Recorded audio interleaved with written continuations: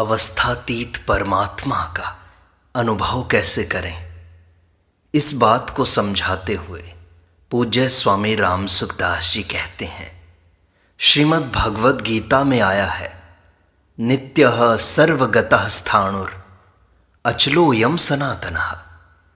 यह सत्य तत्व नित्य रहने वाला, सब में परिपूर्ण, अचल, स्थिर स्वभाव वाला और अनादि है।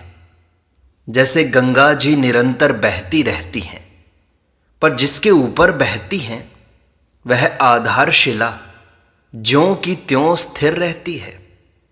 गंगा जी का जल कभी स्वच्छ होता है, कभी मटमैला होता है, कभी जल कम होता है, कभी बाढ़ आ जाती है, कभी जल गर्म होता है, कभी ठंडा हो जाता है, कभी तेज प्रवाह के कारण जल आवाज करने लगता है, कभी शांत हो जाता है, परंतु आधारशिला ज्यों की त्यों रहती है, उसमें कोई भी फर्क नहीं पड़ता।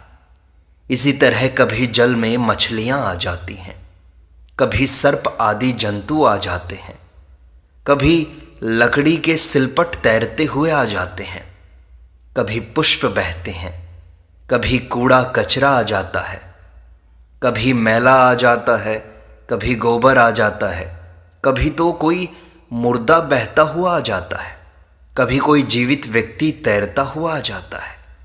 ये सब तो आकर चले जाते हैं, पर आधारशिला ज्यों की त्यों अचल रहती है। ऐसे ही संपूर्ण अवस्थाएं, परिस्थितियां, घटनाएं, क्रियाएं आदि निरंतर बह रही हैं, पर उन सब का आधार स्वयं सत्य तत्व परमात्म तत्व ज्यों का त्यों अचल रहता है। परिवर्तन अवस्थाओं आदि में होता है, तत्व में कभी नहीं होता। वास्तव में अवस्थाओं की स्वतंत्र सत्ता ही नहीं है, कारण कि जिसका कभी कहीं भी अभाव होता है उसका सदा सब जगह ही अभाव होता है, और वह असत होता है। ना सतो विद्यते भावः। जिसका कभी कहीं भी अभाव नहीं होता उसका सदा सब जगह ही भाव होता है, और वह सत होता है। ना भावो विद्यते सतः। अवस्थाओं में सत्ता का अभाव है और स्वयं में परिवर्तन क्रिया का अभाव है। अज्ञान के कारण मनुष्य को स्वयं की सत्ता अवस्थाओं में दिखाई देती है और अवस्थाओं का परिवर्तन स्वयं में दिखाई देता है। अतः अवस्थाओं की सत्ता मानना भी भ्रम अर्थात मिथ्या है, और स्वयं में परिवर्तन मानना भी भ्रम है। अवस्था में स्वयं को देखना भी भ्रम है, और स्वयं में अवस्था को देखना भी भ्रम है। तत्वबोध होने पर यह भ्रम नहीं रहता। अगर हम अवस्थाओं में होते और अवस्थाएं हमारे में होती तो हम एक अवस्था में ही रहते, दूसरी अवस्था में जा सकते ही नहीं। एक अवस्था को छोड़कर दूसरी अवस्था में वही जा सकता है जो अवस्थाओं से अलग है। यह हमारा प्रत्यक्ष अनुभव भी है कि कोई भी अवस्था निरंतर नहीं रहती, पर हम स्वयं निरंतर रहते हैं। जैसे जागृत, स्वप्न, सुषुप्ति, समाधि और मूर्छा, ये 5 अवस्थाएं हैं। जागृत अवस्था में स्वप्न, सुषुप्ति, समाधि, मूर्छा इनका अभाव है। स्वप्न अवस्था में जागृत, सुषुप्ति, समाधि, मूर्छा इनका अभाव है। सुषुप्ति अवस्था में जागृत, स्वप्न, समाधि, मूर्छा इनका अभाव है। समाधि अवस्था में जागृत, स्वप्न, सुषुप्ति, मूर्छा इनका अभाव है, और मूर्छा अवस्था में जागृत, स्वप्न, सुषुप्ति, समाधि इनका अभाव है। परंतु अपना अभाव किसी भी अवस्था में नहीं है, और अपने में संपूर्ण अवस्थाओं का अभाव है। यह सर्वानुभूत स्वतः सिद्ध बात है। जैसे अभी जागृत अवस्था में स्वप्न, सुषुप्ति आदि अवस्थाओं का अभाव है, ऐसे ही स्वयं में जागृत अवस्था का अभाव है। तात्पर्य है कि स्वयं में कोई भी अवस्था नहीं है, वह अवस्थातीत तत्व है। जागृत, स्वप्न आदि अवस्थाओं की तरह बाल, युवा और वृद्ध ये तीनों भी अवस्थाएं हैं। बाल्यावस्था में युवावस्था और वृद्धावस्था का अभाव है, युवावस्था में बाल्यावस्था वृद्धावस्था का भाव है, और वृद्धावस्था में बाल्यावस्था युवा अवस्था का अभाव है। परंतु अपना अभाव किसी भी अवस्था में नहीं है और अपने में संपूर्ण अवस्थाओं का अभाव है। इसको यूं भी कह सकते हैं कि जैसे अभी युवावस्था में बाल्यावस्था, वृद्धावस्था का अभाव है, ऐसे ही स्वयं में युवा अवस्था का भी अभाव है। जो संपूर्ण अवस्थाओं में रहने वाला है उसमें अवस्था कहाँ है? मणियों की माला में सूत की तरह संपूर्ण अवस्थाओं में अपनी सत्ता अनुस्यूत है। जैसे सूत में मणियां नहीं हैं, ऐसे ही सत्ता में अवस्थाएं नहीं हैं। जैसे उपर्युक्त अवस्थाएं शरीर में होती हैं, ऐसे ही उत्पत्ति, स्थिति और प्रलय ये तीन अवस्थाएं संसार में होती हैं। उत्पत्ति अवस्था में स्थिति और प्रलय का अभाव है, स्थिति अवस्था में उत्पत्ति और प्रलय का अभाव है, तथा प्रलय अवस्था में उत्पत्ति और स्थिति का अभाव है। परंतु परमात्म तत्व का अभाव किसी भी अवस्था में कभी नहीं है, और परमात्म तत्व में संपूर्ण अवस्थाओं का सदा अभाव है। व्यष्टि शरीर में स्वयं की सत्ता है और समष्टि शरीर में परमात्म तत्व की सत्ता है। व्यष्टि शरीर में स्वयं की सत्ता है और समष्टि संसार में परमात्म तत्व की सत्ता है। व्यष्टि और समष्टि का भेद भी कल्पित है तथा स्वयं और परमात्म तत्व का भेद भी कल्पित है। धनवत्ता, निर्धनता, विद्वत्ता, मूर्खता, सरोगता, निरोगता, अनुकूलता, प्रतिकूलता इत्यादि सब अवस्थाएं हैं। धनवत्ता के समय निर्धनता का अभाव है और निर्धनता के समय धनवत्ता का अभाव है, परंतु स्वयं का अभाव दोनों ही अवस्थाओं में नहीं है और स्वयं में दोनों ही अवस्थाओं का अभाव है। इसको यूं भी कह सकते हैं कि धन को सत्ता और महत्ता देने से ही धनवत्ता और निर्धनता है।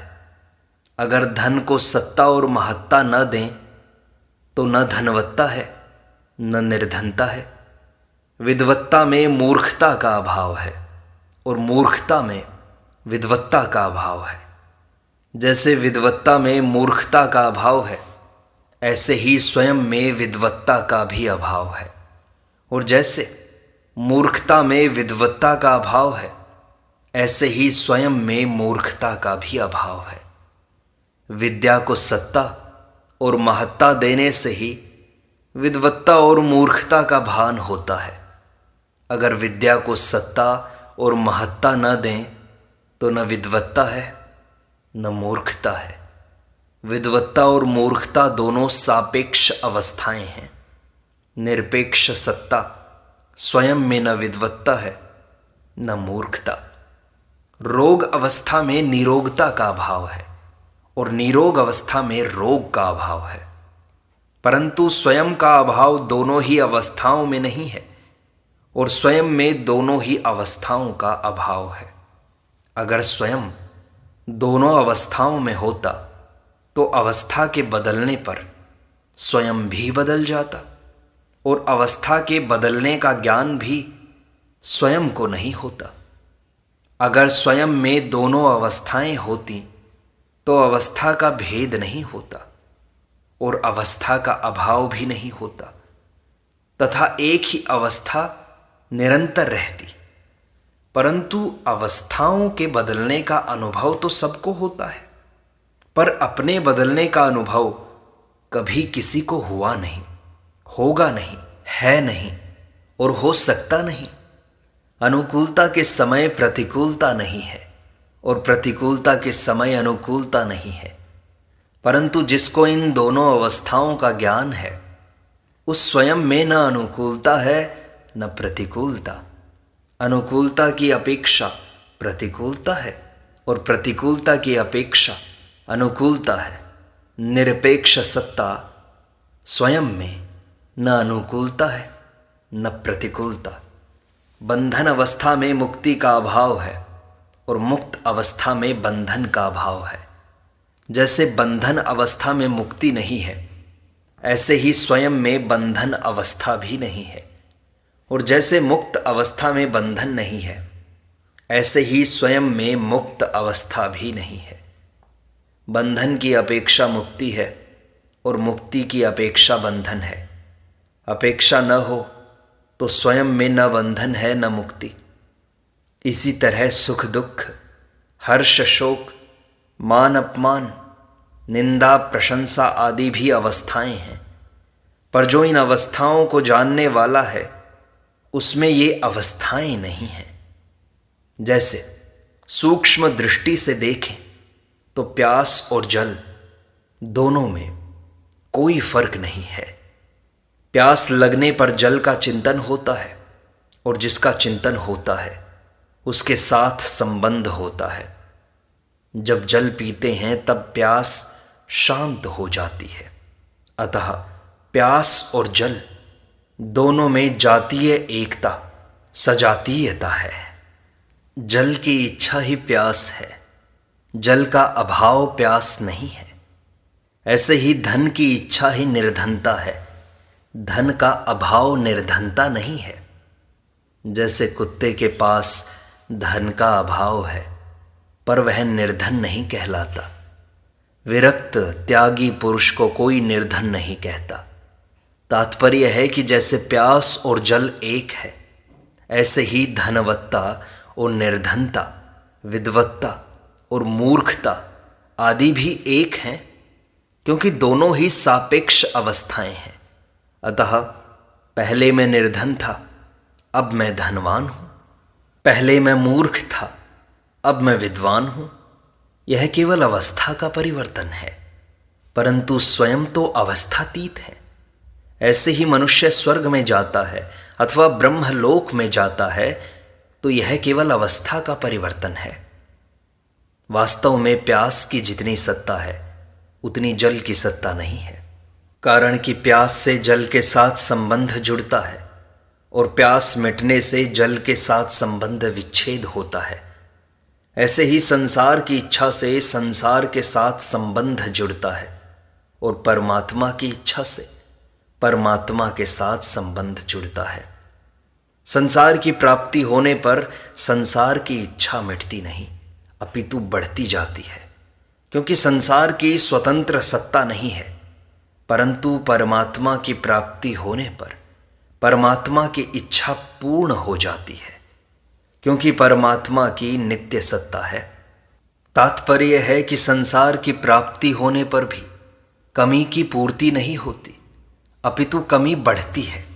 जैसे धन मिलने पर भी धन की इच्छा बढ़ती है और इच्छा बढ़ने से धन का अभाव तथा दुख, संताप, जलन आदि बढ़ते हैं, परंतु परमात्मा की प्राप्ति होने पर कमी का सदा के लिए अत्यंत अभाव हो जाता है तथा कुछ भी करना, जानना और पाना बाकी नहीं रहता, क्योंकि परमात्मा में कमी है ही नहीं। अगर हम अवस्थाओं की सत्ता को स्वीकार करें तो अवस्थाओं की अनित्यता तथा अनेकता और अपनी नित्य तथा एक सत्ता अनुभव में आती है। और अगर हम अवस्थाओं की सत्ता को स्वीकार न करें, अर्थात अवस्थाओं की कल्पना न करें, तो एकमात्र अपनी नित्य सत्ता स्वतः ज्यों की त्यों अनुभव में आती है।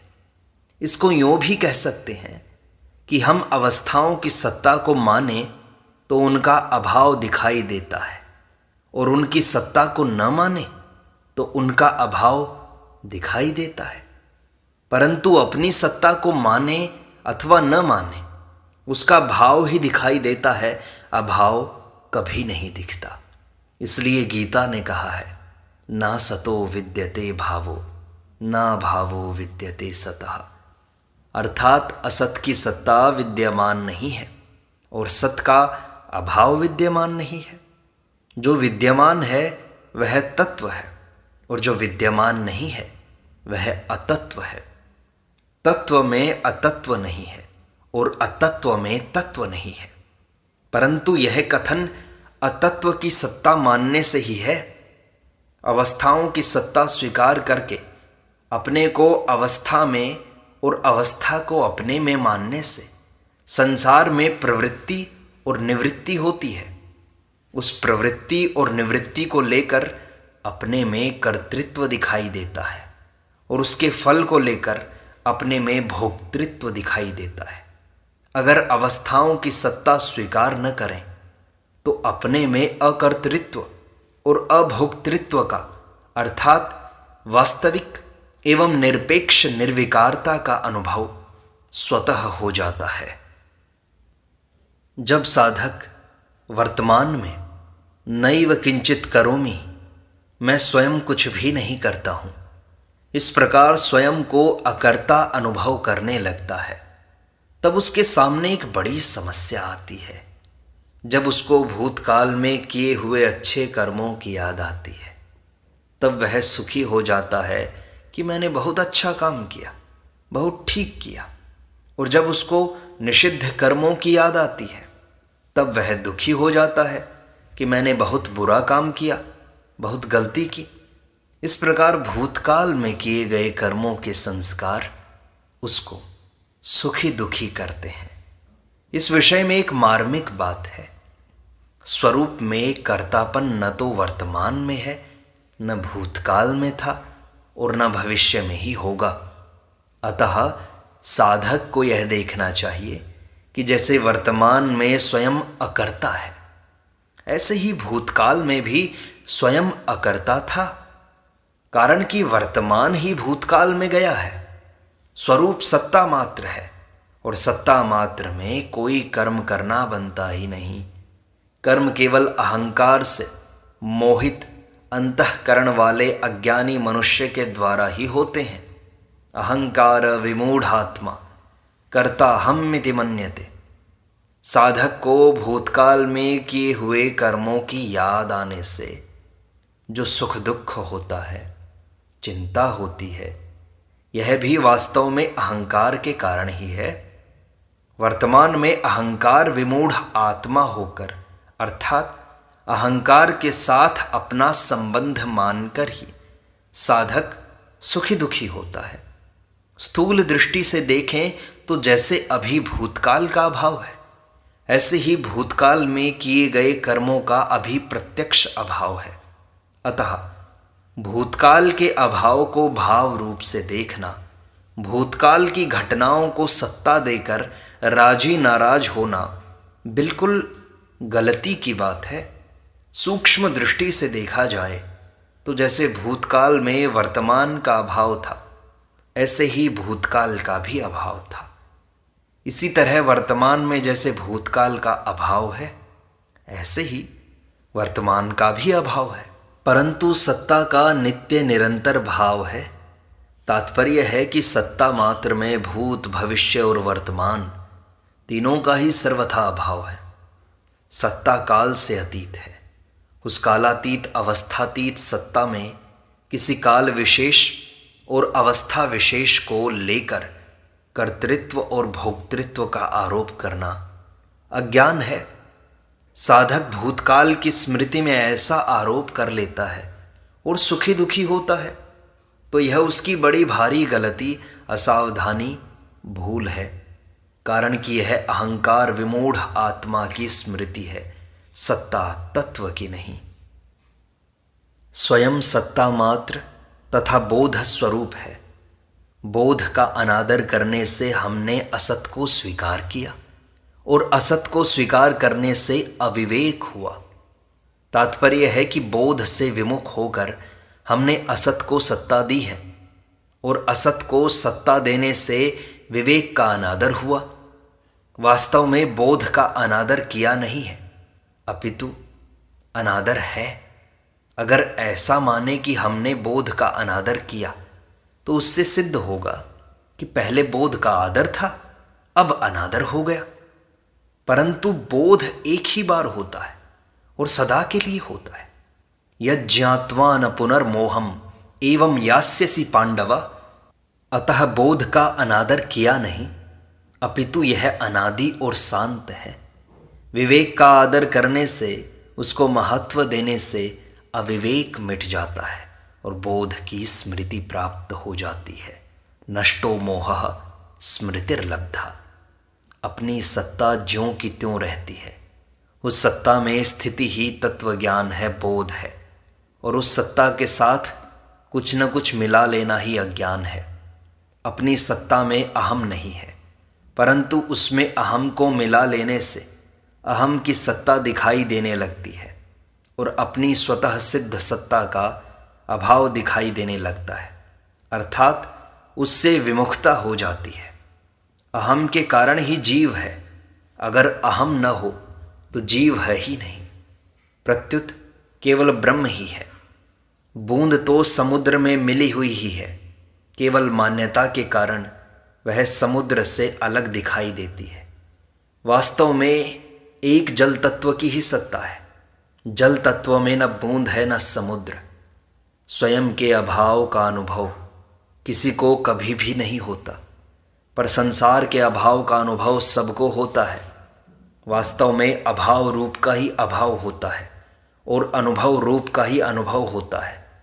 कूड़ा करकट भी नहीं है, झाड़ू भी नहीं है, और झाड़ू से कूड़ा करकट दूर करके मकान को साफ करने का उद्योग भी नहीं है, केवल मकान ही है।